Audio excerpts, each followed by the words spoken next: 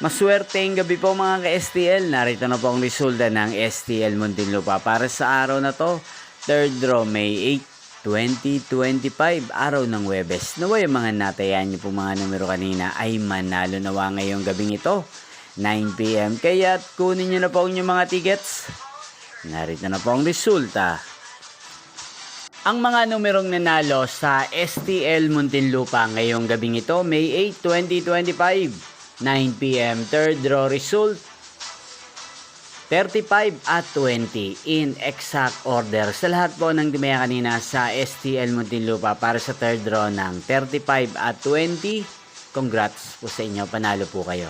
At ngayong gabing ito sa STL Muntinlupa, atin pong i-shoutout si Kuya Ben ng Muntinlupa na nanonood po sa channel ito. Shoutout po sa inyo Kuya Ben, sana po ay nasa mabuti kayong kalagayan.